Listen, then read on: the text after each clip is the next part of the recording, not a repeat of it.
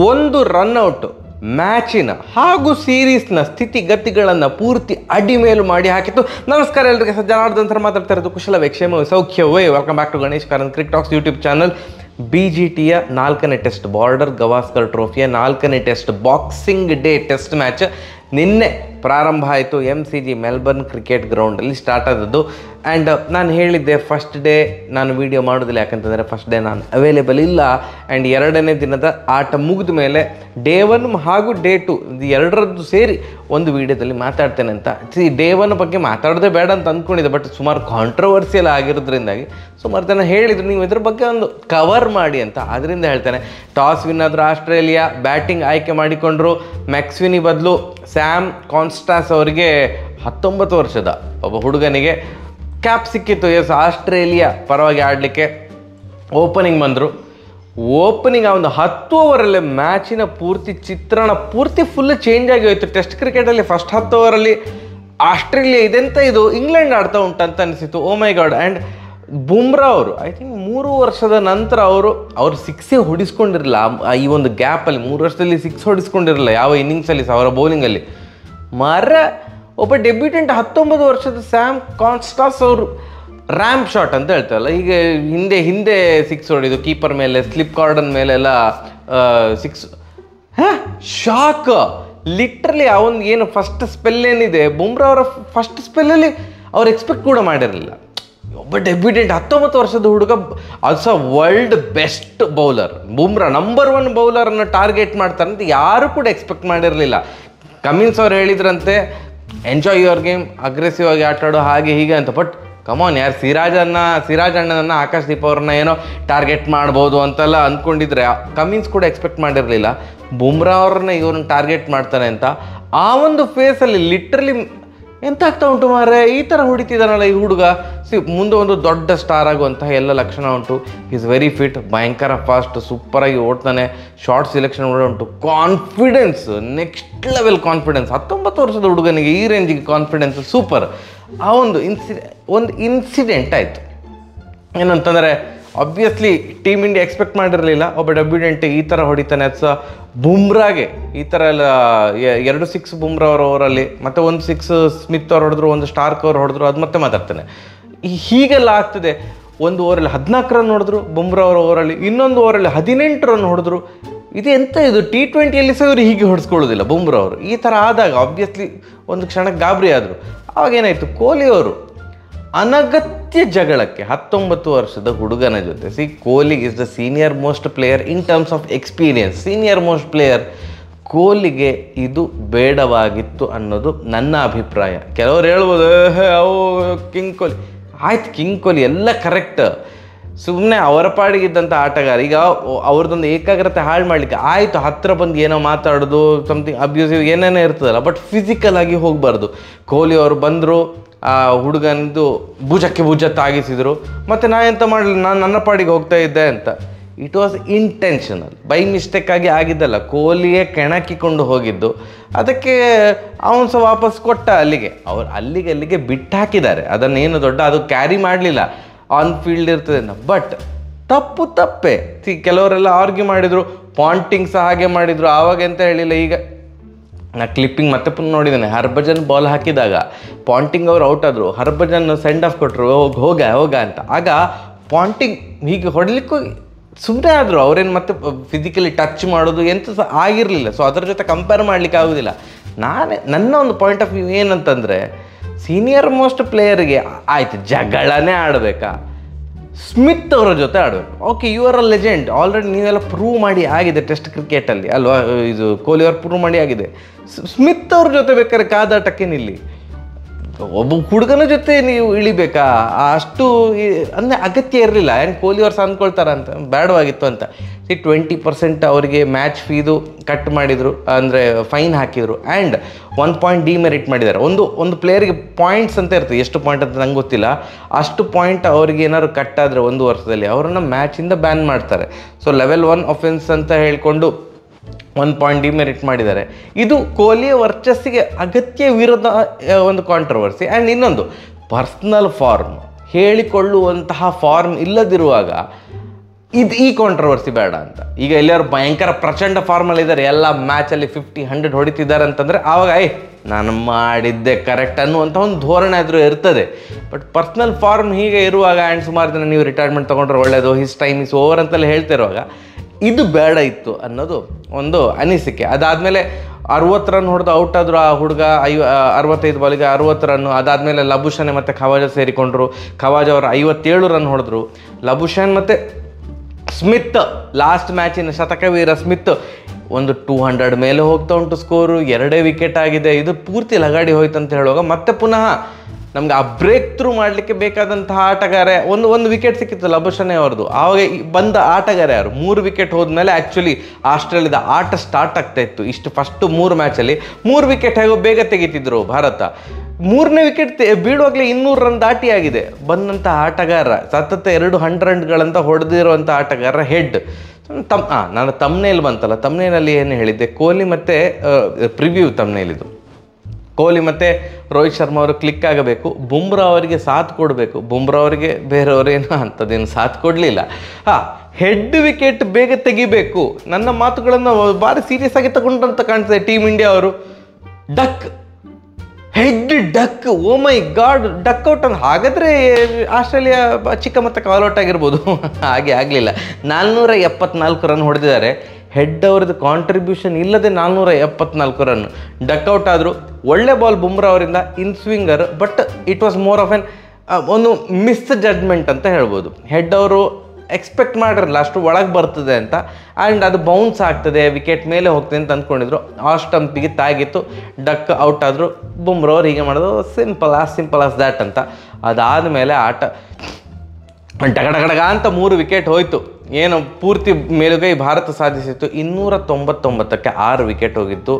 Alex ಕೇರಿ ಅವರು ಕೂಡ ಔಟ್ ಆಗಿದ್ದರು. ನ್ಯೂ ಬಾಲ್ ತಗೊಂಡ ಮೇಲೆ 80 ಓವರ್ ಆದಮೇಲೆ ನ್ಯೂ ಬಾಲ್ ಬಂದ ಮೇಲೆ ಆ ನ್ಯೂ ಬಾಲ್ ಇದರಲ್ಲಿ ಅಲೆಕ್ಸ್ ಕೇರಿ ಅವರು ಔಟ್ ಆದರು. ಬಟ್ ನಿನ್ನೆ ಆಟ ಮುಗಿದಾಗ 311 ರನ್ ಆಗಿತ್ತು. ಓಕೆ, 6 ವಿಕೆಟ್ ಹೋಗಿದೆ. ದಿನದ ಆಟ ಅಂತ್ಯ ನೋಡಿದಾಗ, ಡೇ 1 ಎಂಡ್ ಆದಾಗ ಓಕೆ, ಭಾರತ ಹಾಗೂ ಆಸ್ಟ್ರೇಲಿಯಾ ಸಮಬಲದ ಹೋರಾಟ ಅಂತ ಅನ್ನಿಸ್ತಿತ್ತು. ಬಟ್ ಇವತ್ತು 311ಕ್ಕೆ 6 ಇದ್ದದ್ದು, ಅಥವಾ 299ಕ್ಕೆ 6ನೇ ವಿಕೆಟ್ ಹೋದ್ಮೇಲೆ 474 ತನಕ ವಿಸ್ತರಿಸಿಕೊಂಡ್ರು.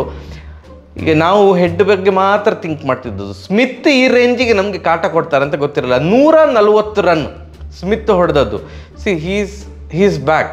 ಅಂದರೆ ಅವ್ರದ್ದು ಏನು ಕನ್ಸಿಸ್ಟೆಂಟ್ ಫಾರ್ಮ್ ಇತ್ತಲ್ಲ, ಆ ರೇಂಜಿಗೆ ಬ್ಯಾಕ್ ಆಗಿದ್ದಾರೆ. ಯಾಕಂತಂದರೆ ಲಾಸ್ಟ್ ಮ್ಯಾಚಲ್ಲಿ 100 ಹೊಡೆದ್ರು. ನಿನ್ನೆಯ ದಿನದ ಆಟ ಮುಗಿದಾಗ ಸ್ಮಿತ್ ಅವರು 70 ರನ್ ಹೊಡೆದು ನಾಟ್ಔಟ್ ಆಗಿದ್ದರು, 70+ ಹೊಡೆದು ನಾಟ್ಔಟ್ ಆಗಿದ್ದರು. ಇವತ್ತು ಮತ್ತೆ ಪುನಃ ಅಷ್ಟೇ ರನ್ ಪೇರಿಸಿದ್ರು. ಸೊ ಅವರು ಡೇ 1 ಡೇ 2 ನೋಡಿದಾಗ ಎಲ್ಲ ದಿನದಲ್ಲಿ ಸಹ ಕನ್ಸಿಸ್ಟೆಂಟ್ ಆಗಿ ದೊಡ್ಡ ಸ್ಕೋರ್ ಮಾಡ್ತಿದ್ದಾರೆ.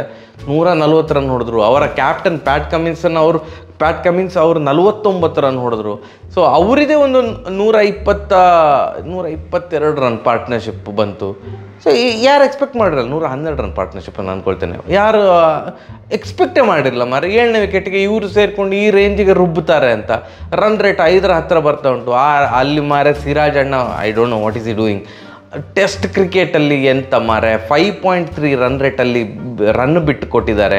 ಆ್ಯಂಡ್ ಬುಮ್ರಾ ಅವರು 4 ವಿಕೆಟ್ ತೆಗೆದಿದ್ದಾರೆ. ಬಟ್ ಅವರ ಕರಿಯರಲ್ಲಿ ಇದು worst figure in terms of runs giving.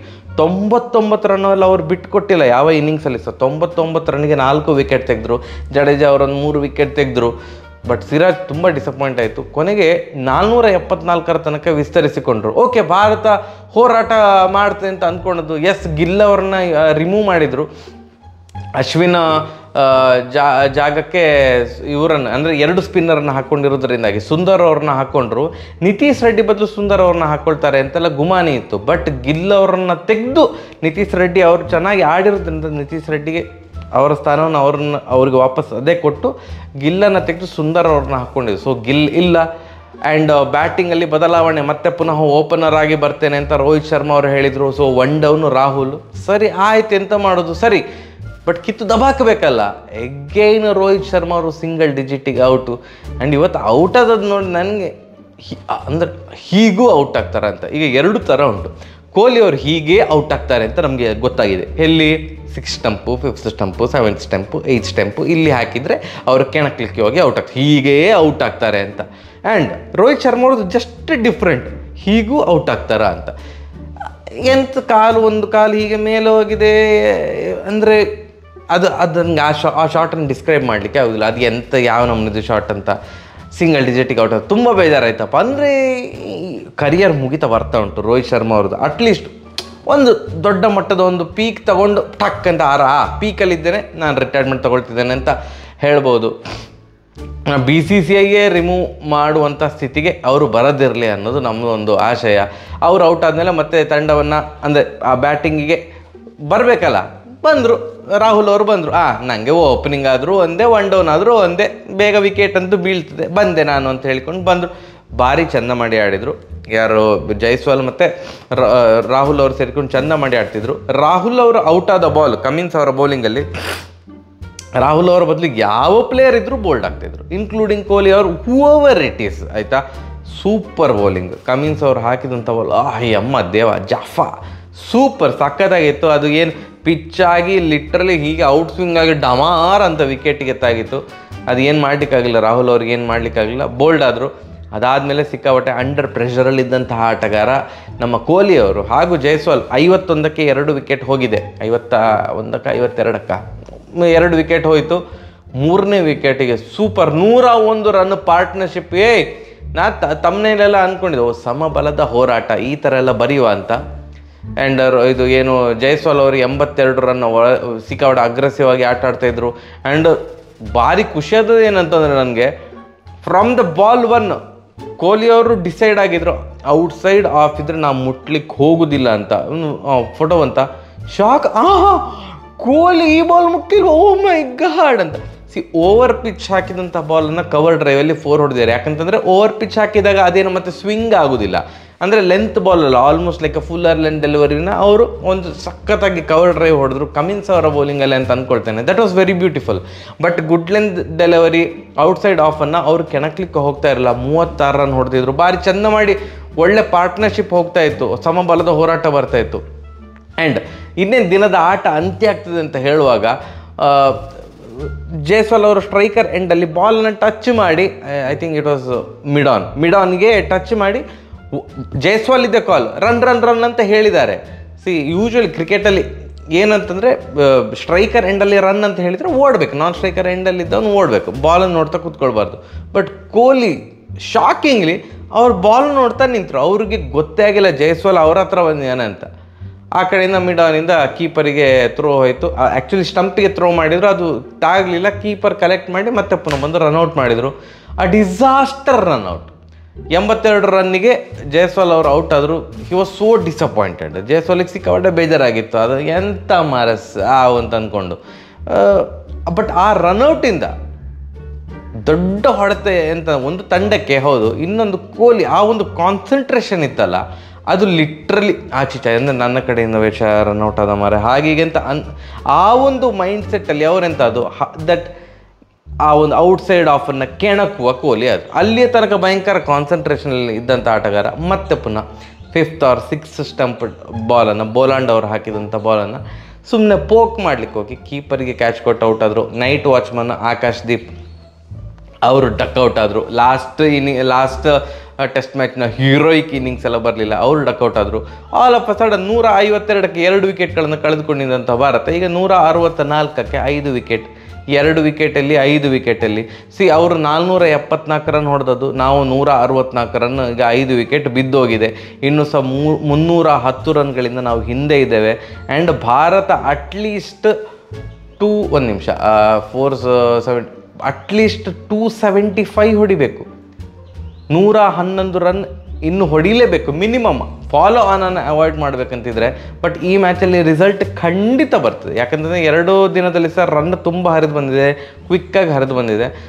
Match result draw ಎಲ್ಲ ಮಾಡಲಿಕ್ಕೆ ಆಗೋದಿಲ್ಲ. ಭಾರತ ಬರೀ ಫಾಲೋವನ್ನು ಇದು ಮಾಡೋದಂತಲ್ಲ, ಲೀಡ್ ಎಷ್ಟು ಕಡಿಮೆ ಕೊಡಲಿಕ್ಕಾಗ್ತದೆ ಆಸ್ಟ್ರೇಲಿಯಾಕ್ಕೆ ಅಷ್ಟು ಕಡಿಮೆ ಕೊಡಬೇಕು. ಒಂದು 50 ರನ್ ಅಂದರೆ ನಾವು ಅಟ್ಲೀಸ್ಟ್ 400 ರನ್ ಆದರೂ ಹೊಡಿಬೇಕು. 75 ರನ್ನು ಸಹ ಒಂದು ದೊಡ್ಡ ಒಂದು ಲೀಡೇ ಆಸ್ಟ್ರೇಲಿಯಾಕ್ಕೆ, 74 ರನ್ನು ಸಹ, ಯಾಕಂದರೆ ಅದು ತುಂಬ ಕ್ರೂಷಿಯಲ್ ಆಗಿ ಪರಿಣಮಿಸ್ತದೆ. ಬಟ್ ಭಾರತ 400 ರನ್ ಹೊಡಿತಾರ? ಈಗ 5 ವಿಕೆಟ್ ಹೋಗಿದೆ 164ಕ್ಕೆ. ಪಂತ್ ಮೇಲೆ ಇರೋದು, ಪಂತ್ ಒಂದು ದೊಡ್ಡ ಇನ್ನಿಂಗ್ಸ್ ಬರಲೇಬೇಕು, ಡ್ಯಾಡಿ 100. ಅದಕ್ಕೆ ಜಡೇಜಾ ಅವರು ಉತ್ತಮ ಜೊತೆ ಆಟ ಕೊಡಬೇಕು. ಇಲ್ಲದಿದ್ದರೆ ಈ ಮ್ಯಾಚ್ ಭಾರತ ಕಮ್ ಬ್ಯಾಕ್ ಮಾಡಲಿಕ್ಕೆ ನಂಗೆ ಅಂದರೆ ತುಂಬ ಕಷ್ಟ ಇದೆ, ಪ್ರಾಕ್ಟಿಕಲಿ ಸ್ಪೀಕಿಂಗ್ ತುಂಬ ಕಷ್ಟ ಇದೆ. 1% ಚಾನ್ಸ್ ಎಲ್ಲ ಇರ್ತದೆ ಬಿಡಿ, ಕ್ರಿಕೆಟಲ್ಲಿ ಎಂತ ಬೇಕಾರಾಗ್ತದೆ. ಬಟ್ ಆ ಒಂದು ರನ್ಔಟ್ ಪಂದ್ಯದ ಚಿತ್ರಣವನ್ನು ಪೂರ್ತಿ ಬದಲಾಯಿಸಿತು ಅಂತ ಹೇಳಿದರೆ ತಪ್ಪಾಗೋದಿಲ್ಲ. ಐ ಥಿಂಕ್ ಡೇ 1 ಹಾಗೂ ಡೇ 2 ಕವರ್ ಮಾಡಿದ್ದೇನೆ, ಯಾವುದು ಪಾಯಿಂಟ್ ಮಿಸ್ ಮಾಡೋದೆ ಅಂತ ಅಂದ್ಕೊಂಡಿದ್ದೇನೆ. ನಿಮಗೆ ಅಂತ ಅನಿಸಿತು? ಕಾಂಟ್ರವರ್ಸಿ ಬಗ್ಗೆ ಮಾತಾಡಿ, ಕಮೆಂಟ್ ಬರ್ತೀಗ ಫಾರ್ ಶೋರ್ ಬರ್ತದೆ. 20% ಫೈನ್ ಅಂತೆ, ಅದು ಏನೋ ಅದು ಆ ಫೈನು ಕೊಹ್ಲಿಯವರ ಶೂ ಲೇಸಿಗೆ ಸಮ, ಏನೋ ಆ ಡೆಬ್ಯೂಟೆಂಟ್ ಇದು ಫಾದರ್ ನಮ್ಮ ಕಿಂಗ್ ಕೊಹ್ಲಿ ಅಂತ ಆ ಡೈಲಾಗ್ ಎಲ್ಲ ಬೇಡ, ಫಿಲ್ಮ್ ಡೈಲಾಗ್ ಎಲ್ಲ ಬೇಡ. ಇದು ಇಟ್ ವಾಸ್ ಕೊಹ್ಲಿಸ್ ಮಿಸ್ಟೇಕ್, ಅಗತ್ಯ ಇರಲಿಲ್ಲ ಅಂತ ಅಷ್ಟೇ. ಅಗತ್ಯವಿರದ ಜಗಳ ಯಾಕೆ ಅಲ್ವಾ? ಸೂಪರಾಗಿ ಆಡಿದ್ದಾನೆ ಹುಡುಗ, ಸಖತ್, ಏನು ಕಾನ್ಫಿಡೆನ್ಸ್ ಮಾರೆ. ಅಲ್ಲಿ ಬಿಕಮ್ ಅ ಸ್ಟಾರ್, ಅದ್ರಲ್ಲಿ ಡೌಟೇ ಇಲ್ಲ. ಆಸ್ಟ್ರೇಲಿಯಾದ ಒಂದು ದೊಡ್ಡ ಸ್ಟಾರ್ ಆಗ್ತಾನೆ. ನಂಗೆ ಸಿಕ್ಕಾಪಟ್ಟೆ ಇಷ್ಟ ಆಯಿತು ಪರ್ಸ್ನಲಿ, ಅವರ ಆಟ ಸಿಕ್ಕಾಪಟ್ಟೆ ಚಂದ ಮಾಡಿ ಆಟ ಆಡಿದ. ಆ್ಯಂಡ್ ಭಾರತ ಭಾರಿ ದೊಡ್ಡ ಒಂದು ಟೆನ್ಷನ್ ಅಲ್ಲಿ ಉಂಟು ಸದ್ಯಕ್ಕಂತೂ. ಭಾರತ ಟೆನ್ಷನಲ್ಲಿ ಇದ್ದಾರೆ ಈಗ ಡೇ 2 ಎಂಡ್ ಆದಾಗ. ಐ ಹೋಪ್ ಡೇ 3 ಏನೋ ಒಂದು ಮಿರಾಕಲ್ ಆಗ್ತದೆ ಅಂತ ಅಂದ್ಕೊಂಡಿದ್ದೇನೆ. ಸರಿಯಾಗಿ ಬರುವ ನಮಸ್ಕಾರ.